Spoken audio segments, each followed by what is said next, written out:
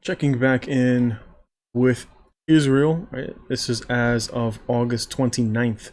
This is Israel widens third COVID booster shot to those aged 12 and older. This is those who have had their third booster dose or second dose within the past half year will be exempt from full 7-day quarantine when returning from abroad. Green pass to expire 6 months after last dose. So for a lot of people who had been told, you need to get your 2 doses, there were many people, of course, in Israel that were very much resistant to getting it. Overwhelmingly, Israel has vaccinated the vast majority of their people, especially those who are older, more prone to getting sick, those 60 and older. It's like 90% of those individuals have been vaccinated.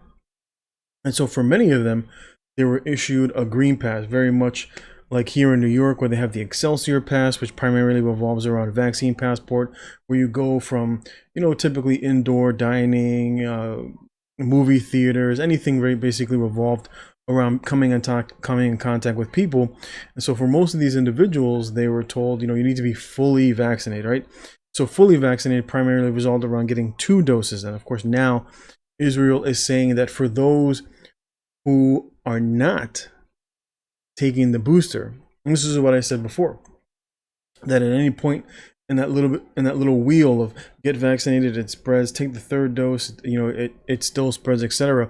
That if any point in time where you come off of that wheel and you're like, you know what, I'm not playing this game anymore, well then in essence you become just like the unvaccinated. And Israel literally goes and says this, as it says right there, right? It says green pass to expire 6 months. And I said this before, from getting the booster shot to 12 months, and then it was 8 months, now 6 months. And of course, there was a recent article, I believe it was in Reuters. I'll try to flash it across the screen.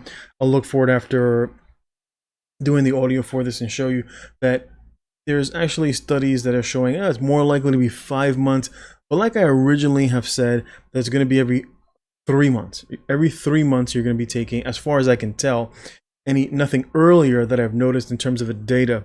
But the data shows that it basically peaks out at around 3 months. And unfortunately, that video had been flagged before and taken down, but now we are seeing the information is basically coming forward. And so basically the gist of this article down here, where it goes on to state, it says, additionally, the Green Pass system, a document that allows entry into certain gatherings and public places for those who are vaccinated or who have recovered from the disease, will expire 6 months after the holder has received their second or third dose. The health minister said, it says the move comes as of October 1st. So in essence, right? In essence, if you have taken your second dose and you're like, no more, I've taken 2 doses. This is what you originally said. Basically, your health pass will expire and you will be in essence just as good as someone who has not taken the vaccine. And so this is basically in what is going on in Israel. And of course, like I've said before, what goes on in Israel is going to happen in other countries. Israel and that was basically the guinea pig of the vaccine. I'll put that video at the top so you can take a look at it. I recommend taking a look at that. That video was probably by now maybe like 8 months or so old. A lot of information, of course, is still relevant. So even though, of course, the CDC, this is as of August 30th, this is today, a CDC scientist says there is limited data to evaluate the booster doses for the general population. But of course, Israel is going ahead and pushing for this narrative that if you don't take it, because it's going to, in essence, stamp out the Delta variant, and if you don't take it, well, then you're part of the problem in society, you're spreading the disease, etc. Now, of course, those who have already taken it, some of them are already testing positive. This is 14 Israelis who got the third dose are already testing positive. Now, of course, like I've said, eventually there'll be the fourth. And I said, well, what happens if you take it the third time, it still spreads? You take it the fourth time, it still spreads, etc., etc. At what point does society say, I am no longer wanting to participate in this experiment? What do you think the governments are going to do? And of course, in the beginning, it was the fear. In the beginning, it was the fear. Get people afraid. Everything is cases, cases, cases. And so some people rush out and they go out and take it. Some people get swayed by, all of the benefits. We'll give you some money, we'll raffle off a Tesla, we'll give you some tickets to go traveling, we'll give you tickets to your favorite baseball game, etc.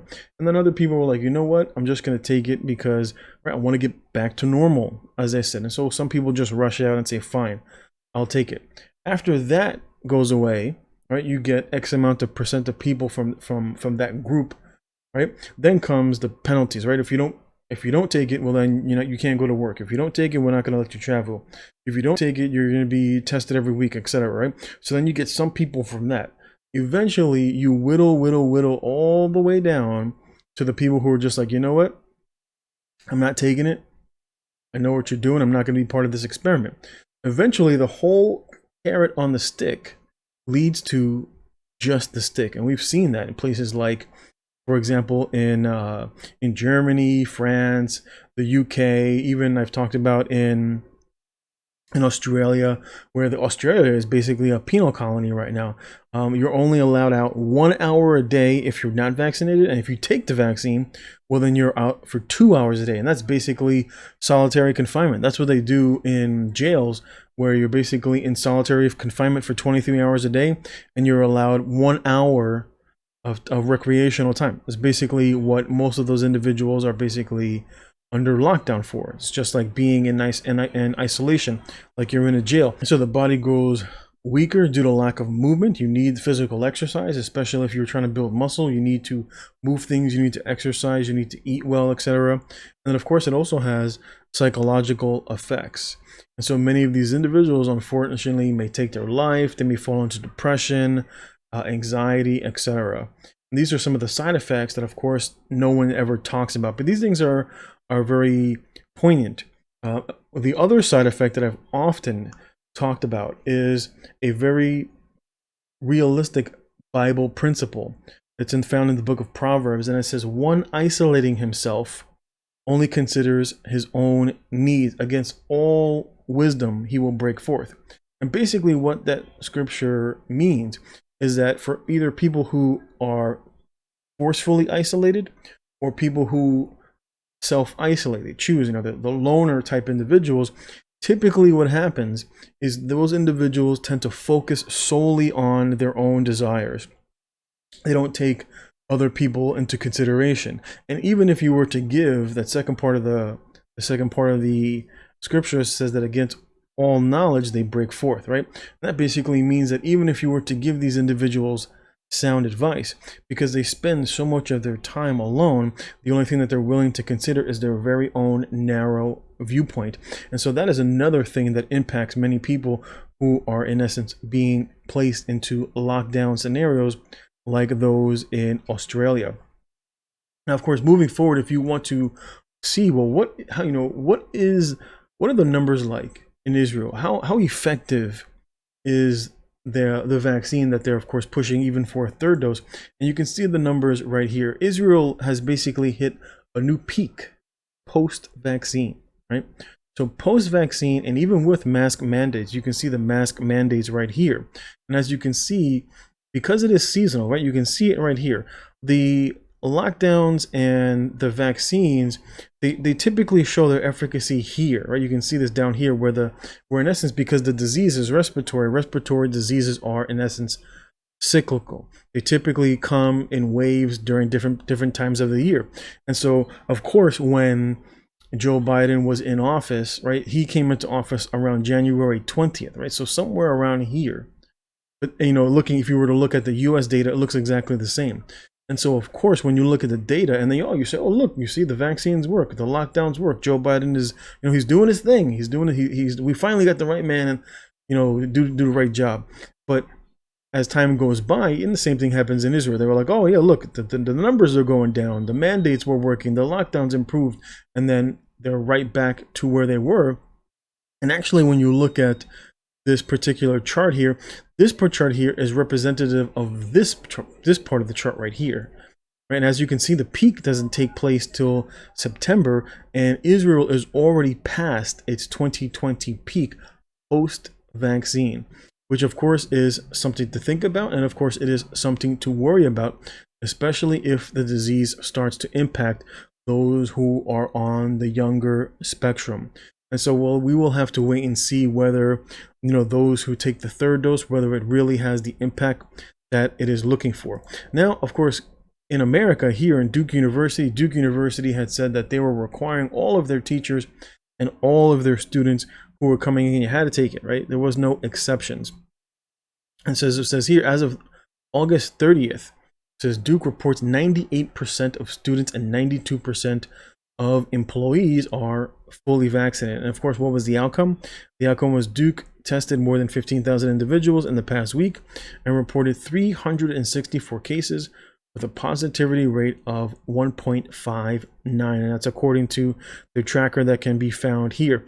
It says the university reported 600 in total cases this month, mostly among students. So 98% of the students are vaccinated, and it says this month 610 of those students have tested positive. Of course, what we really want to look out for is whether these young people are getting into the hospital and whether they're getting sick, and how sick are they getting. Of course, you might have, some of them have said in the above portion of the article, it goes on to say right here, it says in the first week of class, 304 undergraduates, 45 graduates, and 15 employees tested positive. This is all but 8 of these were vaccinated. Right, so out of the 300, only 8 were unvaccinated. And it says the vast majority of them were asymptomatic, which is good. You expect to see young people with healthy immune systems really being able to fight off the virus, because you typically will have a stronger immune system than someone who is in their 60s. It says a small number of them have minor cold or flu-like symptoms, and none have been hospitalized according to the university. And that's basically what we want to pay attention to. We want to pay attention to whether or not you believe in the disease is not that relevant. What we do want to pay attention to is how young are the patients how young are the people who are getting sick, or I should say testing positive, getting sick, and what are the ages of the individuals who are making their way into the hospital setting. Those are the most pertinent things to keep in mind moving forward. Is that yes, even though the FDA says it has a 91% efficacy rate, we're kind of seeing that here among the young. But then again, among the young people, typically they're not overwhelmingly impacted by this particular disease. But we're gonna have to wait and see moving forward what the winter months are gonna be like. It's still the summertime. We're basically at the beginning of where respiratory diseases start to encroach, especially in confined settings like dormitories. Now, again, it's also important to consider that they're also utilizing mask mandates, not allowing for indoor dining, overwhelmingly keeping people outdoors, or you have circulating air, which is good. Teachers are mostly doing undergraduate remotely, and so students' activities will be limited. So we're seeing a lot of minimal activity, which is what you would expect when you're dealing with a respiratory disease. Of course, we'll have to wait and see moving forward with both what is going on here in the Americas as well as what is going on in Israel moving forward. And I just wanted to make one last point, right? So for those who may be thinking that America might lock down, and I just want to make this point. This is where America had locked down when the average cases were between 20,000 at a peak of 66,000, right? During most of 2020, there were multiple long periods of lockdowns. And if you want to compare where we are now to where we were back here, in August, at the end of August, we were roughly at 42,000 average cases. And today we're at almost 157,000. So we're literally 3 times the amount of cases. And so, in my opinion, I do not think, economically speaking, America will not have a lockdown, even though we're even experiencing more deaths. When you look at deaths, you also see more deaths when you look at the end of August. You also see more deaths. The average deaths with 900. Our average deaths now are 1,300. Right? So I really don't think that America is going to lock down, but we'll have to wait and see moving forward. But I don't think that America would lock down, primarily because if they did, the country would experience a complete economic collapse. And that's a scenario that those in positions of authorities are not looking to do.